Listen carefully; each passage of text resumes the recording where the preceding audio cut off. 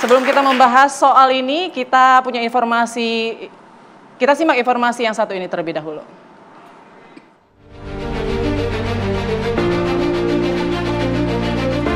Gen Z atau sebutan untuk generasi yang lahir antara tahun 1997 sampai 2012 semakin hari semakin sulit mencari pekerjaan. Bahkan pencari kerja yang melamar ke warung seblak di Ciamis, Jawa Barat bulan lalu, peminatnya membludak.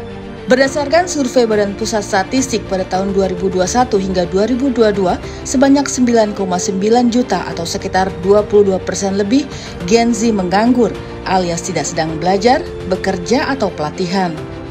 Ada beberapa faktor yang membuat Gen Z menganggur hingga sulit mendapat pekerjaan. Di antaranya, penciptaan lapangan kerja yang lebih sedikit dibandingkan pertumbuhan angkatan kerja.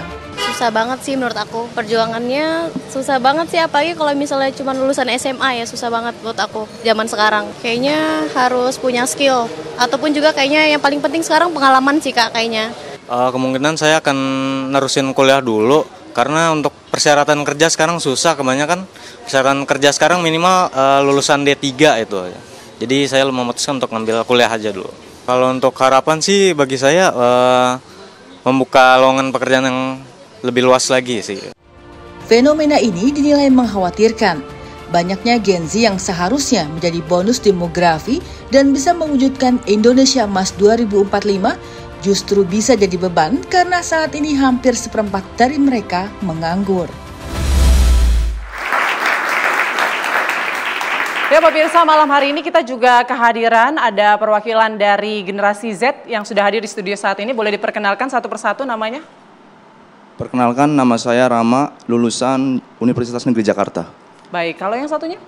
Perkenalkan, nama saya Wanda dari lulusan Universitas Indraprasta PGRI. Baik, saya mungkin ke Mas Rama ya. Mas Rama lulus tahun berapa Mas? Lulus tahun 2022. 2022, saat ini sudah bekerja? Saat ini freelance. Freelance, di bidang apa Mas? Di bidang tata boga. Tata boga, tapi memang ini jurusan ataupun pekerjaan yang memang disenangi? Betul. Ini sejak awal 2022 lulus langsung di tata boga hingga saat ini? Tidak, sebelumnya saya pernah melamar di berbagai perusahaan. Nah, sudah sampai di tahap MCU, lulus. Tapi setelah itu akhirnya bilang bahwa habis ini nunggu informasi lagi gitu. Nah, terus saya tunggu, tapi sampai saat ini belum ada kejelasan sama sekali. Belum ada? Iya. Tapi kuliahnya dulu jurusannya tata boga? Iya, pendidikan tata boga. Tata boga. Iya. Nah, pernah melamar di perusahaan sebelumnya itu jurusan apa, bidangnya apa? Sama, tata boga juga. Tata boga juga. Tapi Anda tidak mempertanyakan ya, kenapa kemudian tidak ada panggilan lagi? Oke. Tapi informasinya di situ lulus, tapi kok nggak ada kejelasan lagi gitu. Kayak gitu. Tapi sebenarnya pengennya Mas Rama ini kerjanya jadi apa sih? Jadi chef kali ya. Jadi chef. Iya. Oke. Tapi sulit nggak sih sebetulnya melamar pekerjaan untuk bidangnya sendiri tata boga begitu? Sangat sulit sih. Apa yang dirasa? Apa hal yang menyulitkan menurut Mas Rama? Karena spesifikasi lamaran kerjanya itu harus pengalaman 3 tahun minimal gitu. Sedangkan saya kan fresh graduate ya. Nah, saya kerja mau cari pengalaman justru gitu. Tapi malah di situnya pengalaman minimal 3 tahun, 2 tahun gitu. Tapi saya fresh graduate, tapi saya punya tekad, tapi kenapa belum dikasih kesempatan gitu. Baik, berarti ini kerjaan yang sekarang adalah perusahaan yang kedua? Iya, freelance sampai sekarang. Oke, kalau yang di sebelahnya tadi Mbak Wanda ya? Oke, kalau Mbak Wanda lulusnya di tahun? 2022 juga. Sama? Iya. Jurusan apa dulu dan saat ini bekerja? Jurusan kuliahnya Pendidikan Bahasa Sastra Indonesia. Saat ini belum ada pekerjaan tetap sih. Oke, berarti selama 2 tahun ini belum mendapat pekerjaan. Lalu apa yang dilakukan? Apakah sudah apply mungkin pekerjaan di perusahaan-perusahaan atau mungkin ke sekolah-sekolah? Sudah sih, cuman belum ada panggilan lagi. Belum ada kabar lagi. Sudah berapa kali melamar selama 2 tahun ini? Udah banyak sih yang saya apply gitu, di bidang admin. Di bidang administrasi? Ya. Malah di luar dari jurusan yang diambil pada saat perkuliahan? Iya. Tidak mau mencoba ke sekolah-sekolah mungkin? Sudah, tapi kebanyakan kalau sekolah itu biasanya di tahun ajaran baru ada. Oke, tapi sudah pernah mencoba? Sudah. Dan sudah berapa sekolah? Sudah. Sudah berapa sekolah yang saat itu dilamar? Sudah 3 lebih deh kayaknya. Sudah 3 lebih tapi belum ada yang diterima? Iya. apa yang Anda rasa sulit untuk mendapatkan itu? Mungkin kayaknya kebanyakan harus ada skill atau pengalaman gitu. Jadinya agak sulit sih, Mbak. Baik, baik. Oke, mungkin kita langsung tanyakan ke Pak Anton ya. Pak Anton, ini kan perusahaan selalu menuntut minimal berpengalaman sekian tahun begitu ya. Tapi bagaimana? Ini kan akhirnya menutup kesempatan para generasi Z ini untuk mendapatkan pekerjaan, apalagi mereka baru lulus tidak punya pengalaman.